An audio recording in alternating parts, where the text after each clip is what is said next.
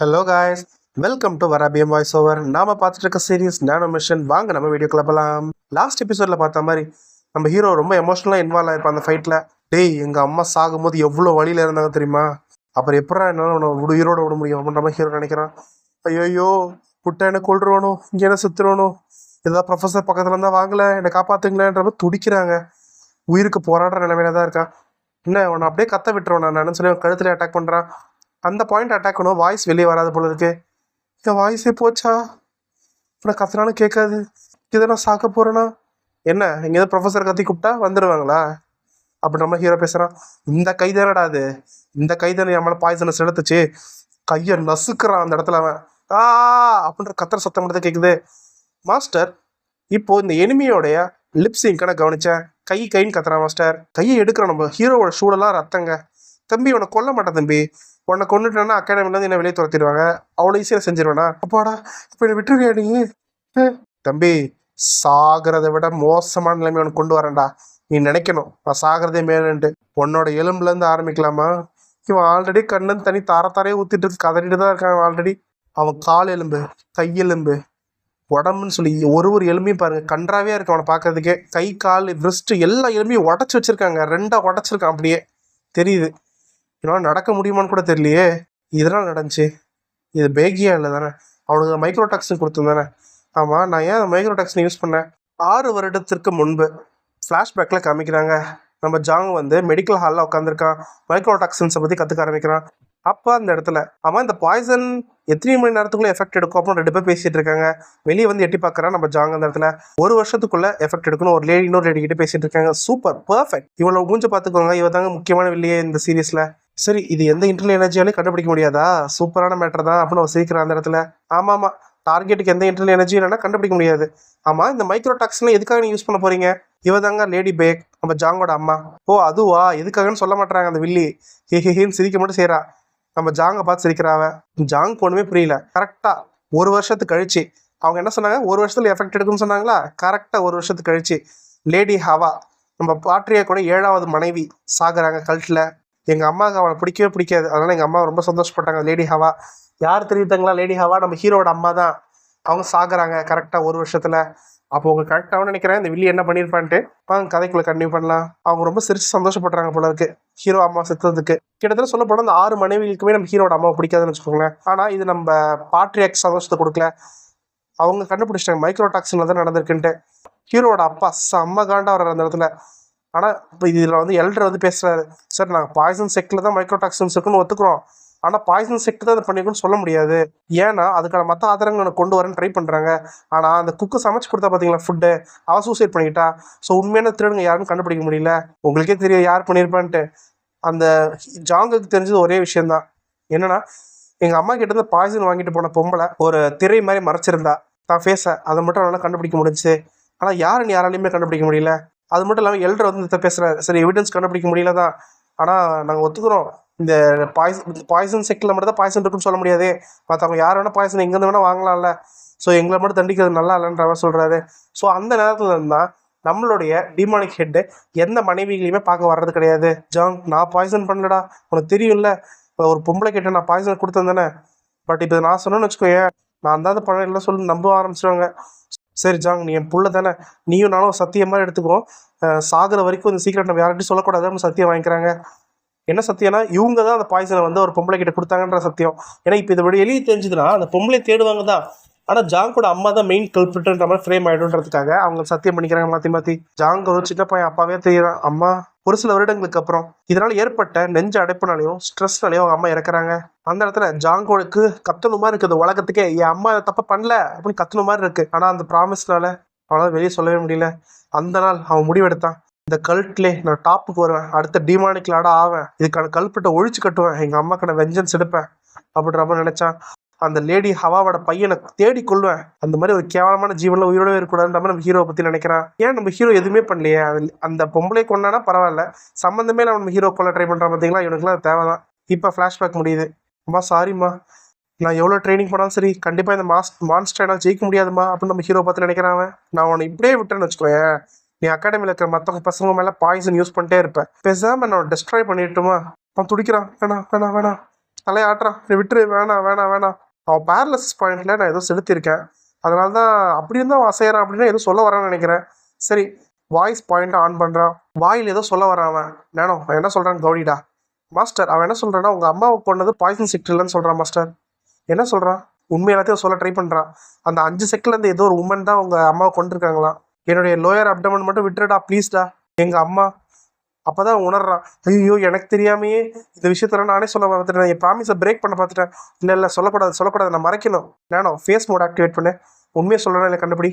அந்த இடத்துல அவன் மறைக்க ட்ரை பண்ணுறான். மாஸ்டர் அவன் சொல்கிறதெல்லாம் பொய் மாதிரி தான் இருக்கு மாஸ்டர், அது சொல்கிறதெல்லாம் உண்மை மாதிரி தான் இருக்கு மாஸ்டர். மாஸ்டர் 5% மட்டும் தான் மாஸ்டர் அது பொய், அவன் சொன்ன ஸ்டேட்மெண்ட், மிச்சம் 95% உண்மை மாஸ்டர் அப்படின்றத நானும் போட்டு கொடுத்துருது. ஸோ நான் பாய்சன் செக்ட் தான் நினச்சிட்டு இருந்தேன். சார் இவன் மேலே போய் தேவையில்லாமல் இந்த இவன் பண்ணிட்டேன்னு நினைக்கிறேன். அப்போது உனக்கும் எங்கள் அம்மா கிட்ட தூ சம்மந்தம் கிடையாதா? இப்போ எப்படி ஆக்ட் பண்ணுறான் தெரியுமாங்க? பாய்சன் செக்டர் சேர்த்து இவன் சொன்னது எல்லாமே பொய்ன்ற மாதிரி ஆக்ட் பண்ணுறான் ஆக்சுவலி. இவன் இல்லை மாஸ்டர், இவன் இவ்வளோ நேரம் பொய் தான் சொல்லியிருக்கான் போல இருக்கு, எனக்கு தெரியும்டா நீ பொய் சொல்கிறேன்னு, வாயை மூடுறா அப்படின்னு அட்டாக் பண்ணுறான் நம்ம ஹீரோ அந்த இடத்துல.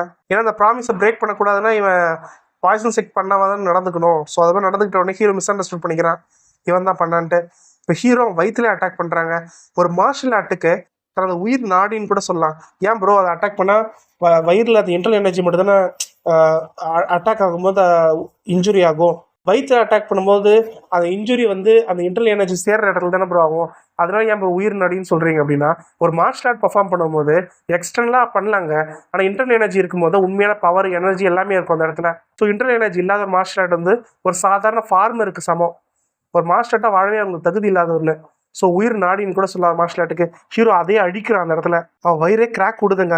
இந்த கிராக் விடுறது எதை சிம்பாலிக்காக சொல்லுதுன்னா, இது எல்லாமே கஷ்டப்பட்டு சின்ன வயசுல சேர்த்து வச்ச எல்லா இன்டர்னல் எனர்ஜியுமே உடஞ்சி போகுதுன்னு காமிக்கிறாங்க. ஐயோ, நான் சின்ன வயசுல சேர்த்து வச்சு என்னோட இல்லை மொத்த இன்டர்னல் எனர்ஜி போதே, இன்டர்னல் எனர்ஜிலாம் போதே, கஷ்டப்பட்டு சேர்த்ததெல்லாம் போதே அப்படின்ற மாதிரி வருத்தப்படுறான் அந்த இடத்துல. ஹீரோ இது மட்டும் பண்ணிடக்கூடாதுன்னு நினைக்கிறேன். பட் ஒரு எமோஷனலாக இன்வால்வ் ஆனதான் பண்ணிட்டா போல இருக்கு. இப்போ செகண்ட் ஃப்ளோர் காமிக்கிறாங்க. எனக்கு ஏதோ பேடான ஃபீலிங்காக இருக்குது, ஏதோ சம்பவம் நடக்க போதும் அப்படின்ற மாதிரி டாக்டர் நினைக்கிறாரு. கதை உடச்சிட்டு வராங்க. டாக்டர் இவனை காப்பாற்றுங்க டாக்டர், ஹெல்ப் வேணும். 2 பேரும் ஆச்சரியமாக பார்க்குறாங்க. நம்ம முக்கியமாக பேக்கியும் என்னடா நடந்துச்சு, என்ன பண்ண முக்கியம் நினைக்கிறான். வாய்ப்பே இல்லை. உண்மையிலே சம்பவம் பண்ணிட்டியாடா இவனு அவன் முக்கியம் நினைக்கிறான்.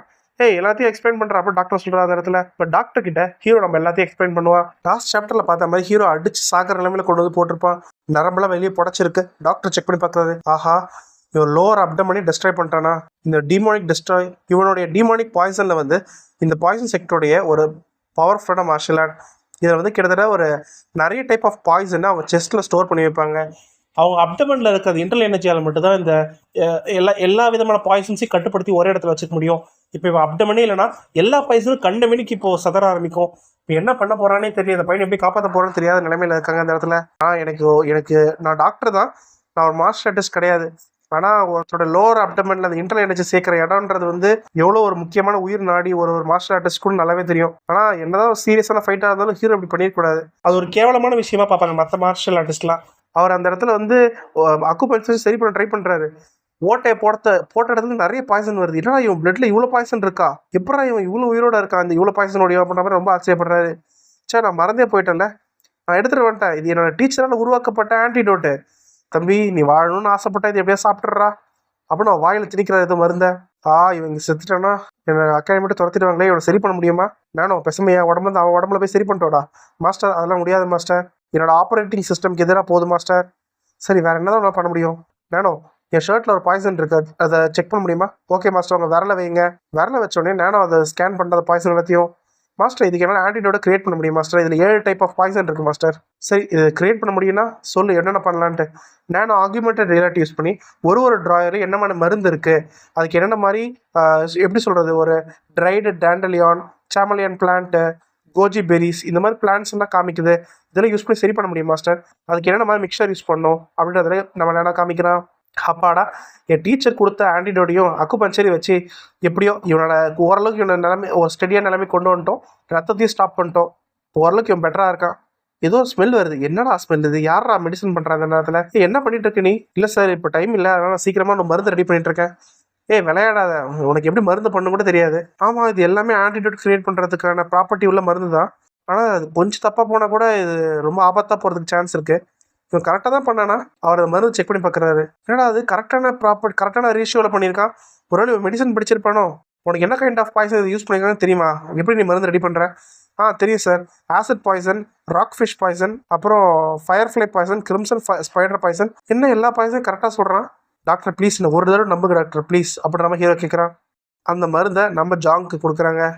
எனக்கு தெரிஞ்சு இன்னும் இவனுக்கு உயிர் வாழணுன்ற எண்ணம் இருக்க போல இருக்காத மருந்து கொடுக்க ஒழுங்காக சாப்பிட்றான். அக்குபஞ்சர் வச்சு ஏதோ இவனுக்கு அந்த பாய்சன் உடம்புல பரவாத மாதிரி நான் தடுத்திருக்கேன்.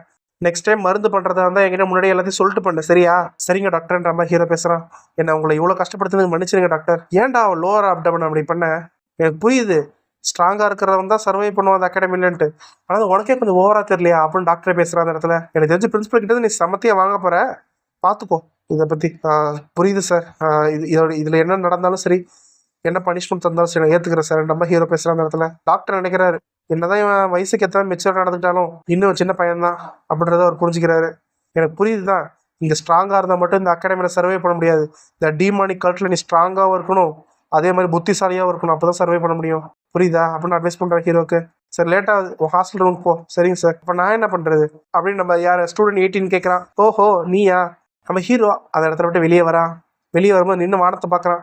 சார் நான் வெறும் ஸ்ட்ராங்கர் ஆகணும்னு மட்டும் தான் நினச்சேன். நானும் வச்சு என்னால் பண்ண முடியுது. ஆனால் ஸ்ட்ராங்கானால் மட்டும் இங்கே இருக்கிற எல்லா தப்புகளையும் தடுக்க முடியாது. நான் கண்டிப்பாக புத்திசாலியாக ஆகணும், நிறைய விதமான பிளான்ஸை யோசிக்கணுன்ற மாதிரி ஹீரோ புரிய வருது. ஹீரோக்கு இப்போதாங்க ஒரு ஞானோதயமே பிறக்குது. நம்ம வெறும் சண்டை இழுத்தா மட்டும் சம்பவம் செய்யணும், சம்பவம் செஞ்சால் மட்டும் இங்கே எதுவும் மாற போகிறது கிடையாது. சம்பவத்தை தரமாக செய்யணுன்றது ஹீரோ புரிஞ்சுக்கிற அந்த இடத்துல. ஹீரோ வானத்தை பார்த்து கொஞ்சம் சோகமாக இருக்காங்க. இந்த லோவர் அப்டமனை அழிச்சதுக்காக. சரி நம்ம ஸ்டூடெண்ட் நம்பர் 18 அதை பார்த்துட்டு தான் இருக்கான். இங்கே பாரு எதுக்காக அவனை ரோப் டபுள் அழிச்ச? இல்லை டக்குனு கோவம் வந்துச்சு அந்த டைமில் என்ன பண்ணுறதுன்னு தெரியல. அது மட்டும் இல்லாமல் இப்போ நான் மட்டும் இவனை விட்டேன்னு வச்சுக்கோ, மற்ற ஸ்டூடெண்ட்டுக்கு பாய்சன் பண்ணிட்டே தான் இருப்பான். அதனால அந்த கோவத்தில் இது பண்ணிட்டேன். அவன் ஆச்சரியமாக பார்க்குறான். நான் இந்த 6 செட்டு யங் மாஸ்டருக்கு நிகராக நீ இல்லைன்னு நினச்சிருக்கேன், ஆனால் கண்டிப்பாக ஃபியூச்சர் ஒரு டீமனாட் ஆகிறதுக்கு வாய்ப்பு இருக்குன்ற மாதிரி இவன் நினைக்கிறான். இவன் எதுவும் சொல்ல வரான் அந்த டைமில். மை லார்ட் நீங்கள் இங்கே தான் இருக்கீங்களா? அவனோட குரூப் மொத்தம் ஓடி வருது. நான் 10 மணிக்கு தான் மீட் பண்ணுறதா இருந்துச்சு. இல்லை லார்டு உங்களை யாரோ சடனாக அட்டாக் பண்ணிட்டாங்கன்னு கேள்விப்பட்டேன். நல்லா இருக்கீங்களா? நான் நல்லா தான் இருக்கேன், கவலைப்படாதீங்க. எங்களா நீங்கள் சேஃபாக இருக்கீங்களா? எனக்கு அதுவே போதும். ஒரு குரூப் ஆஃப் பீப்புள் அவனை சுற்றி சூழ்ந்துருக்காங்க. பரவாயில்ல இவ்வளோ பேர் நம்ம ஹீரோ ஃபாலோ பண்ணுறாங்களேன்னு ஆச்சரியப்படுறான் அந்த இடத்துல. ஆனால் நான் இப்போ குரூப் 12 என் ஹாஸ்டல் ரூமுக்கு போனால் ஒருத்தவங்க கூட நான் வரவே இருக்க மாட்டான்ல, அப்புறம் வருத்தப்படுறான் ஸ்டூடெண்ட் 18 அந்த இடத்துல. சார் நான் கிளம்புறேன். ஏதோ என்கிட்ட சொல்ல வந்தேன்னு நினச்சேன். இல்லை ஒன்றும் இல்லை, நாளைக்கு பார்க்கலாம். லார்ட் நம்ம புதுசாக ரூம் மாற்றிருக்காங்க, வாங்க நம்ம போகணும். ஓகே கிளம்பலாம். குரூப்பாக உட்காந்து ஹீரோ டிஸ்கஸ் பண்ணிருக்கான் நடந்த எல்லாத்தையுமே. ஸோ அதான் நடந்துச்சா மை லார்ட்? எனக்கு புரியுது நீங்கள் கோவப்பட்டீங்க, இந்த சம்பவம்லாம் நடந்து போச்சுன்ட்டு. பட் இப்போ நம்ம அகாடமியில் இருக்கிற வரைக்கும் அந்த 6 கோர் செக்டரில் உள்ளே எதுவும் பண்ண முடியாது. ஸோ அதுக்குள்ள நம்ம பவர் இன்க்ரீஸ் பண்ணோம்.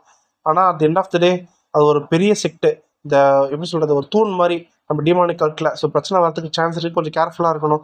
இதுக்கப்புறம் என்ன டேஞ்சர் வேணால் நடக்கலாம் அப்படின்னு சொல்லி நம்ம வாங்க அந்த இடத்துல பேசுகிறான். என்ன ப்ரோ வாங்க இப்படி பேசுகிறான்னு நினைக்காதீங்க, வாங்க கொஞ்சம் மூளைக்காரன் அவர் சொன்னால் கரெக்டாக இருக்கும். உனக்கு கொஞ்சம் மூளை இருக்குன்னு ஒத்துக்கிறேன். நம்ம ஹியோ பேங்க் யோசிக்க முடியாது ஸ்டஃப் எல்லாமே. சரி இதுலேருந்து ஒரு விஷயம் என்ன தெரியுதுன்னா, நானும் பாய்சன் செட்டும் இப்போது அஃபிஷியலாக சண்டைக்காரங்களாயிட்டோம். கண்டிப்பாக ஏதாவது பண்ணுறது ட்ரை பண்ணுவானே என்ன. மயிலாட் இது எனக்கு என்ன அதிர்ச்சியாக இருக்குன்னா, இது எப்படி பிரின்சிபல் இதை ஹேண்டில் பண்ண போகிறான்னு தான் எனக்கு தெரிஞ்சு. இதனால பெருசாக பிரச்சனை வரக்கூடாதுன்னு நினைக்கிறேன். ஹீரோ நினைக்கிறான். எந்த ஒரு ஸ்பெசிஃபிக்கான ரூலும் இல்லை. ஸ்டூடெண்டோடைய லோவர் அப்டமனை தாக்கி அழிச்சா இந்த பிரச்சனை இல்லைன்ற மாதிரி எந்த ரூலும் கிடையாது. இப்போ கோவப்பட்டு செஞ்சுட்டேன், சரி மாற்ற முடியாது, அடுத்த ஸ்டெப்புக்கு போவோம் அப்படின்னு ஹீரோ நினைக்கிறான். அடுத்த நாள் காமிக்கிறாங்க மெயின் ஹால் அகாடமியில் 3rd floor main building. Hero principal பார்க்கறதுக்காக வெயிட் பண்ணிருக்கான் வாசலில். இப்போ இந்த மொமெண்ட் வந்துச்சு தான் எனக்கு கொஞ்சம் யோசனையாக இருக்கு, என்ன நடக்க போதோ. சார் ஸ்டூடெண்ட் நம்பரை கூட்டிகிட்டு வந்துட்டோம், ஸ்டூடெண்ட் நம்பர் 7 உள்ளே அனுப்புங்க அவனை. ஹீரோ உள்ளே போய் வணக்கம் சார், ஸ்டூடெண்ட் நம்பர் 7 இயன் ஷோ நீங்கள் வந்திருக்கேன் சார். அவர் கண்டுக்காமல் எழுதிக்கிட்டே இருக்காரு. அந்த இடத்துல ஒரு அமைதி நிலவுது. ஹீரோ அப்படியே அமைதியாகவே நிற்கிறான் அவரை பார்த்துட்டு. அந்த இடத்துல ரொம்ப அமைதியான சைலன்ஸ் போயிட்டு இருக்கு. அவர் ஏதோ ரிப்போர்ட் எழுதிட்டு இருக்க மாதிரியே இருக்கு. கடைசி இந்த ரிப்போர்ட் அவர் முடிச்சிட்டாருன்னு நினைக்கிறேன். பெண்ணை வச்சுட்டு, தம்பி என்னோட 3/4 நேரம் உனக்கு ரிப்போர்ட் எழுதுறதுக்கே போயிடுச்சு ஒன்னால, நீ பண்ண சம்பவத்தினால, சரியா? அதனால என்னால் திரும்பி வணக்கம்லாம் சொல்ல முடியல, தப்பாக எடுத்துக்காது, அங்கே போய் உட்காரு. ஓகே சார் அப்படின்னு அமைதியாக உட்காடுறான். சார் ஃபார்மாலிட்டியோட ஆரம்பிப்போம். இதை ஃபார்மாலிட்டிஸ்னால் இப்போ நான் உங்ககிட்ட பேச போகிறது ஒரு அகாடமியோட டெப்யூட்டியாவோ இல்லை நான் ஒரு அகாடமியோட பிரின்சிபலாக உங்ககிட்ட இதை பேசணும்னு நினைக்கிறேன் அப்படின்ற மாதிரி அவர் சொல்கிறாரு. என்ன சொல்கிறாரு இவர்? இங்கே பாரு உனக்கே தெரியும், இந்த லோவர் அப்டமன் பகுதி அடிவயிறு பகுதியை எல்லா மார்ஷல் ஆர்டிஸ்டும் தனது வாழ்க்கையாக பார்ப்பாங்க. இது வரைக்கும் அந்த அகாடமியோட ஹிஸ்ட்ரியில் எந்த ஒரு ஸ்டூடெண்ட்டும் இந்த மாதிரி முட்டாள்தனம் பண்ணதே கிடையாது. நான் இப்போ மட்டும் இந்த சுச்சுவேஷனை கண்டுக்காமல் விட்டேன்னு வச்சுக்கோ, திரும்பி இந்த பைத்தியக்கார செயலை ஏதாவது ஸ்டூடெண்ட் செய்ய வாய்ப்பு இருக்குது. அதனால் கண்டிப்பாக நான் ஒரு பனிஷ்மெண்ட் கொடுத்தே தான் ஆகணும். ஸ்டூடெண்ட் நம்பர் 7 இயோன் சியோன், நீ இப்போது சண்டை போட்டு ஜெயிச்சு அந்த எல்லோ பேட்சை திருப்பி கொடுத்துட்டு 5 நாள் உன டிடென்ஷன் சென்டரில் விடுறேன். 5 நாள் நீ தனியாக ட்ரைனிங் எடுக்கணும் டிடென்ஷன் சென்டரில் அப்படின்னு ஒரு ஆர்டர் கொடுக்குறாரு. இப்போ நம்ம ஹீரோ அந்த டிடென்ஷன் சென்டருக்கு போய் என்ன பண்ண போகிறான், அந்த டிடென்ஷன் சென்டர் ஃபஸ்ட்டு எப்படி இருக்கும் அப்படின்றது எல்லாமே நம்ம நெக்ஸ்ட் சாப்டரில் பார்க்குறான். வெயிட் பண்ணி பார்த்த எல்லாருக்குமே ரொம்ப நன்றி. Thank you all. வீடியோ பிடிச்சிருந்தா லைக் பண்ணுங்கள், கமெண்ட் பண்ணுங்கள், மறக்காமல் உங்கள் ஃப்ரெண்ட்ஸ் அண்ட் ஃபேமிலிக்கு ஷேர் பண்ணுங்கள். சேனலுக்கு புதுசாக இருந்தால் சப்ஸ்கிரைப் பண்ணுங்கள். Thank you all.